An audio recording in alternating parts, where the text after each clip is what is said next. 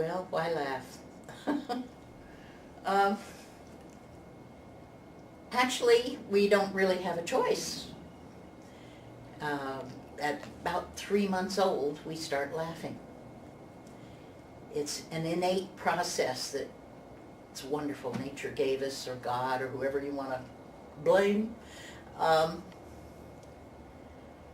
In fact, the Navajos have a first laugh ceremony, and whoever hears the baby laugh first has the honor of paying for the ceremony. And then the child, the baby, is considered a human being or a member of the tribe. But until that baby laughs, it's not really considered a part of the group. And then we spend the rest of our lives learning not to laugh, which is very unfortunate because it's a wonderful cathartic process. And catharsis is the answer to our emotions.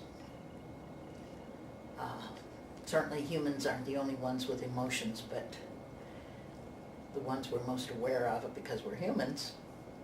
And laughter, depending upon how you laugh, what it sounds like, what your body temperature is the rebalancing of the chemistry of particular emotion.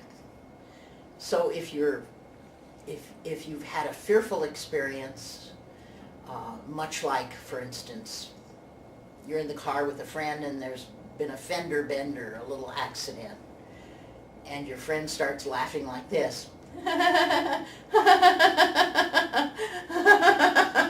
We call that a nervous laugh, because of course it makes us nervous to listen to it, but actually it's the rebalancing of the chemistry of fear.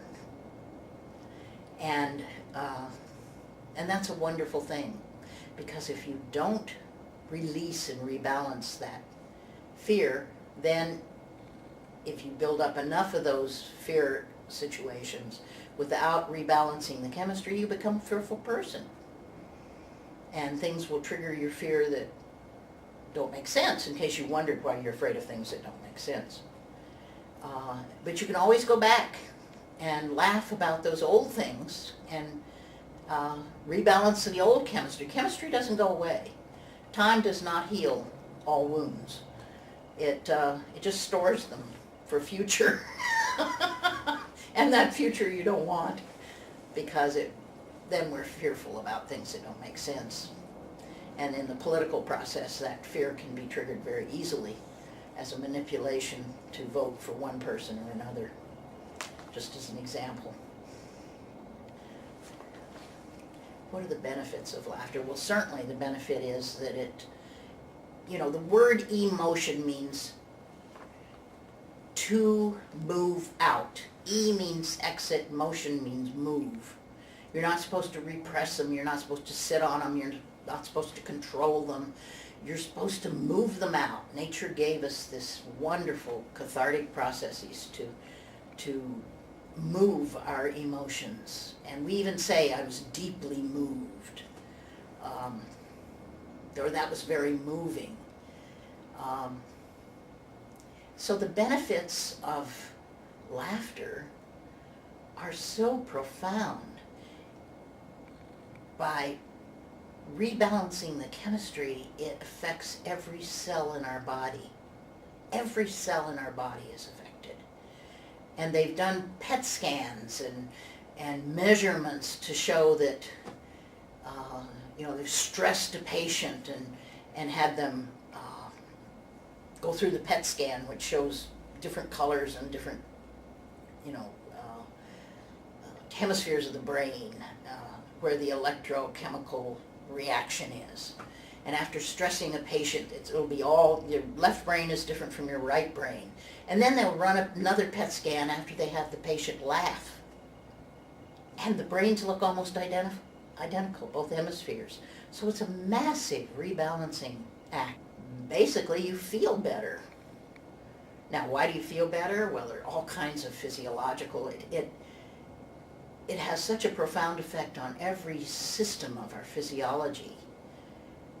And if you're going to be miserable and you can laugh about it, why not feel better while you're miserable? I mean, I help people die laughing. If you're going to die, you might as well enjoy it. It's a wonderful process. And of course, in Eastern philosophies, it's considered right up there next to enlightenment. Maybe all it is just lightening up. You know, maybe that's all it is. And what's fun is you can do it with people. And it's so contagious. It's such a wonderful way to get in a group and cathartic together. And to move ourselves together. It's really a species survival mechanism. And I've worked with Auschwitz survivors who've said, the people who were able to laugh are the ones who survived.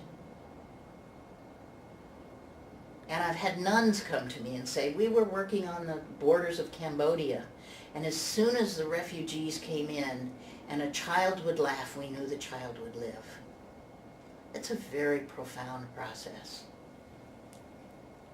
And even if it doesn't cure you of your illness, at least you'll enjoy having the illness. I mean, that's worth something. They haven't done any research on how we relate to things. Maybe that's the whole answer, is we don't have a choice about what happens to us, but we do have a choice on how we relate to what happens to us, and maybe that's the key. And if you can laugh about what happens to you, wow.